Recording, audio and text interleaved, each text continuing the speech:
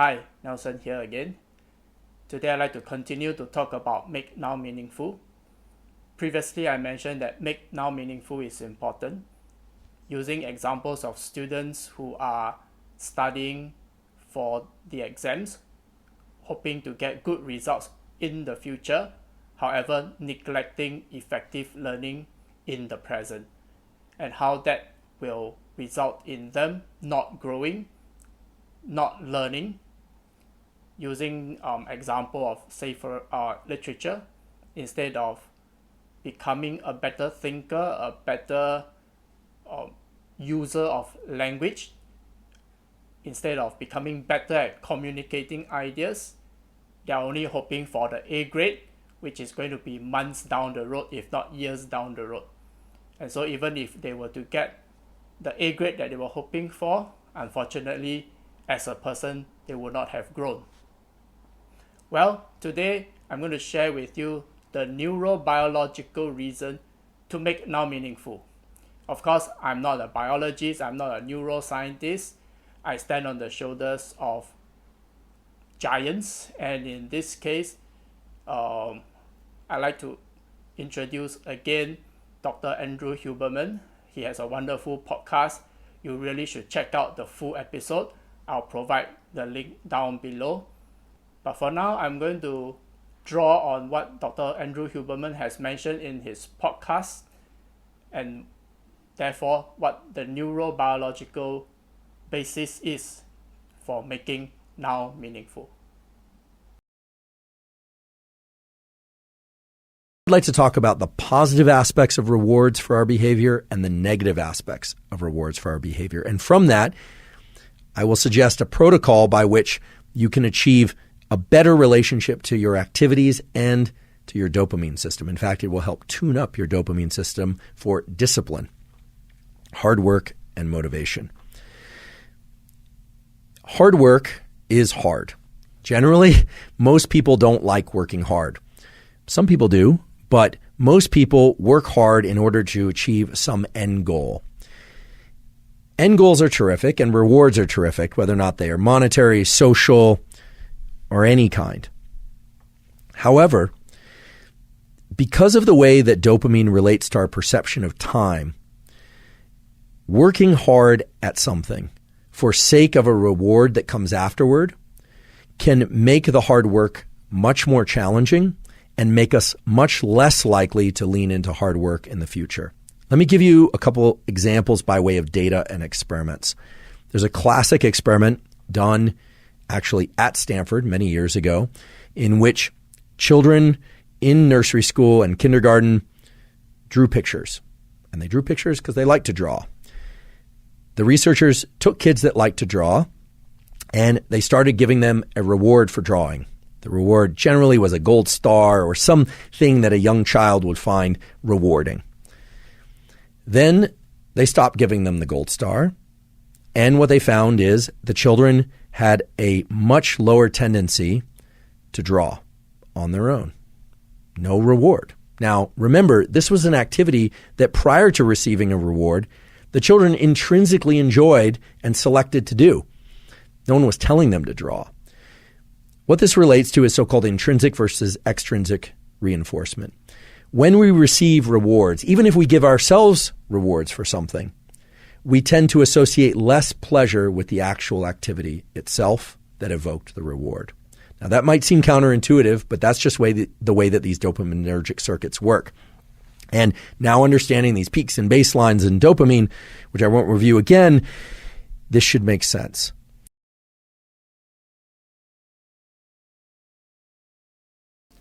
Because we are not watching this from the very beginning, I will do a quick review of what Dr. Huberman means by peak and baseline. You can imagine the dopamine levels as seesaw with pleasure and pain on the two sides.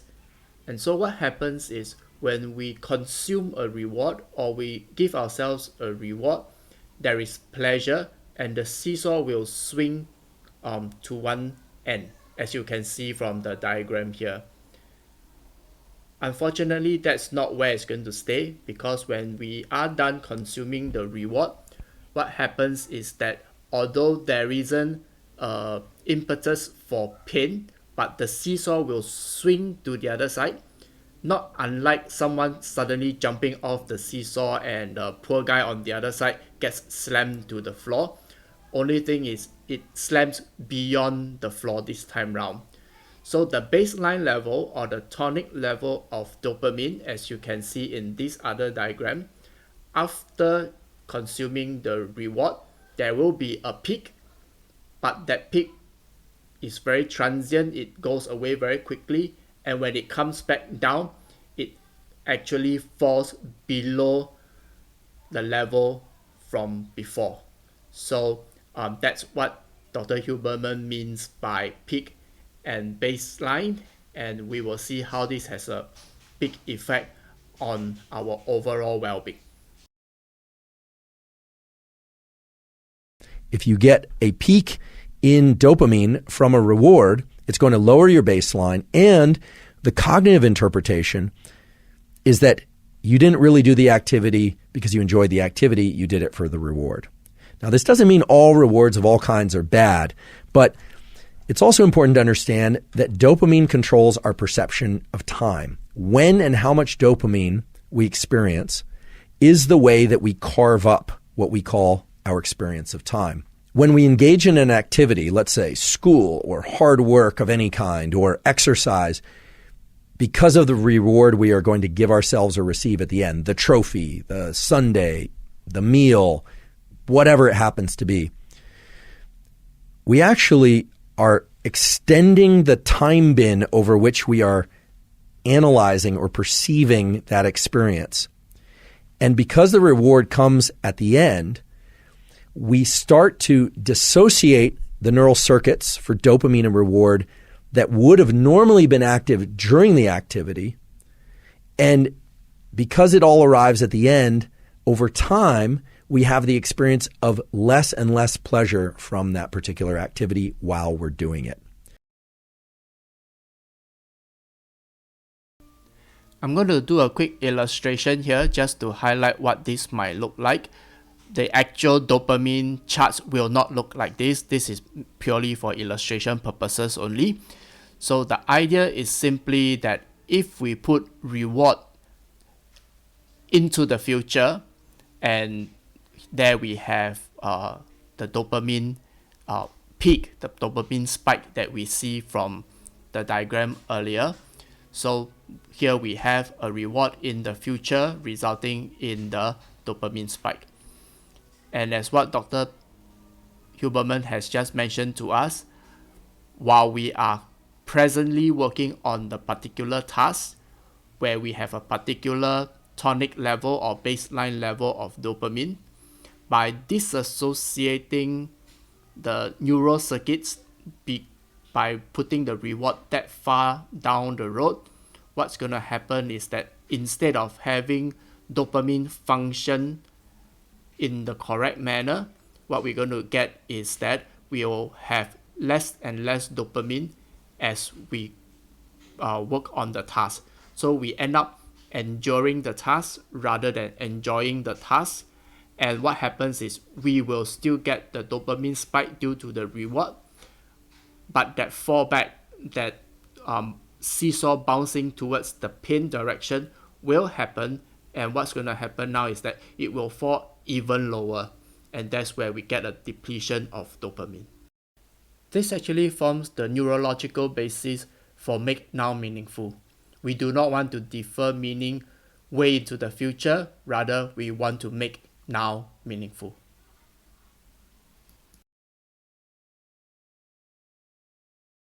Now, this is the antithesis of growth mindset. My colleague at Stanford, Carol Dweck, as many of you know, has come up with this incredible theory and principle, and it actually goes beyond theory and principle, called growth mindset, which is this striving to be better, to be in this mindset of I'm not there yet, but striving itself is the end goal. And that, of course, delivers you to tremendous performance. It's been observed over and over and over again that people that have growth mindset, kids that have growth mindset, end up performing very well because they're focused on the effort itself. And all of us can cultivate growth mindset. The neural mechanism of cultivating growth mindset involves learning to access the rewards from effort and doing. And that's hard to do because you have to engage this prefrontal component of the mesolimbic circuit. You have to tell yourself, okay, this effort is great. This effort is pleasurable, even though you might actually be in a state of physical pain from the exercise. Or I can recall this from college, just feeling like I wanted to get up from my desk, but forcing myself to study, forcing myself. What you find over time is that you can start to associate a dopamine release. You can evoke dopamine release from the friction and the challenge that you happen to be in. You completely eliminate the ability to generate those circuits and the rewarding process of being able to reward friction while in effort if you are focused only on the goal that comes at the end, because of the way that dopamine marks time. So if you say, oh, I'm going to do this very hard thing and I'm going to push and push and push and push for that end goal that comes later, not only do you enjoy the process of what you're doing less, you actually make it more painful while you're engaging in it. You make yourself less efficient at it, because if you were able to access dopamine while in effort, dopamine has all these incredible properties of increasing the amount of energy in our body and in our mind, our ability to focus by way of dopamine's conversion into epinephrine. But also, you are undermining your ability to lean back into that activity the next time. The next time you need twice as much coffee and 3 times as much loud music and 4 times as much energy drink and the social connection just to get out the door in order to do the run or to study. So what's more beneficial, in fact, can serve as a tremendous amplifier on all endeavors that you engage in, especially hard endeavors, is to not start layering in other sources of dopamine in order to get to the starting line, not layering in other sources of dopamine in order to be able to continue, but rather to subjectively start to attach the feeling of friction and effort to an internally generated reward system. And this is not meant to be vague. This is a system that exists in your mind, that exists in the minds of humans for hundreds of thousands of years, by which you're not just pursuing the things that are innately pleasurable, food, sex, warmth, water when you're thirsty. But the beauty of this mesolimbic reward pathway that I talked about earlier is that it includes the forebrain. So you can tell yourself the effort part is the good part. I know it's painful. I know this doesn't feel good, but I'm focused on this. I'm going to start to access the reward. You will find the rewards, meaning the dopamine release, inside of effort if you repeat this over and over again. And what's beautiful about it is that it starts to become reflexive for all types of effort. When we focus only on the trophy, only on the grade, only on the win as the reward, you undermine that entire process. So once again, I'd like to give you a simple illustration of what this might look like. And I like to stress again that this is not what actual dopamine charts look like in scientific experiments, but it will be good enough for our purpose. So we have our tonic baseline level of dopamine, and if we lean into the friction, we lean into the hard work, and we attach dopamine release to effort being put in, what happens is that as we perform the task, dopamine is released rather than dopamine is being depleted. So unlike what we saw earlier, what we see here is that we are actually able to increase dopamine levels. Of course, upon task completion, the dopamine levels will drop, but it will drop to a higher tonic level than before, rather than the crazy wild swing. But that, of course, is in the absence of a reward at the end. So if you listen to the full episode of what Dr. Huberman has to say, he does talk about withholding rewards from task completion. Having said that, you can therefore become addicted to work. You can become addicted to effort as well. And so that's something to guard against, even though this is an indication of growth mindset.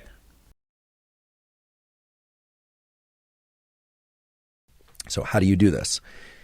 you do this, in those moments of the most intense friction, you tell yourself, this is very painful, and because it's painful, it will evoke an increase in dopamine release later, meaning it will increase my baseline in dopamine.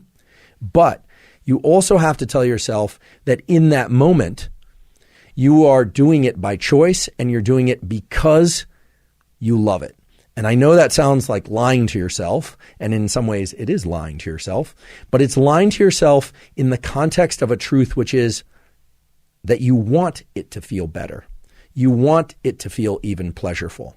Now, this is very far and away different from thinking about the reward that comes at the end, the hot fudge sundae for after you cross the finish line. And you can replace hot fudge sundae with whatever reward happens to be appealing to you. We revere people who are capable of doing what I'm describing.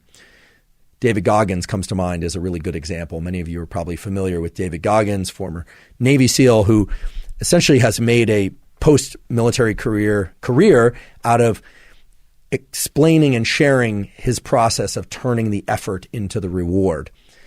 The ability to access this pleasure from effort aspect of our dopaminergic circuitry is without question the most powerful aspect of dopamine and our biology of dopamine. And the beautiful thing is it's accessible to all of us. But just to highlight the things that can interfere with and prevent you from getting dopamine release from effort itself, don't spike dopamine prior to engaging in effort. And don't spike dopamine after engaging in effort. Learn to spike your dopamine from effort itself. And so there we have it. And I think Dr. Huberman really summed it up very well in the video clip that I have excerpted for you. Again, like I say, do watch the full episode. The link, I'll put it into the description.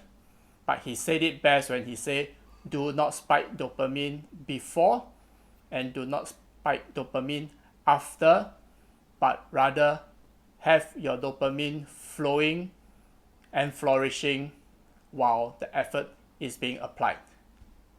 I'll see you at the next episode, and if you find this useful, please hit the subscribe button, leave your comments below so that I can interact with you and I might be able to respond to some of your thoughts, and I'll see you at the next episode.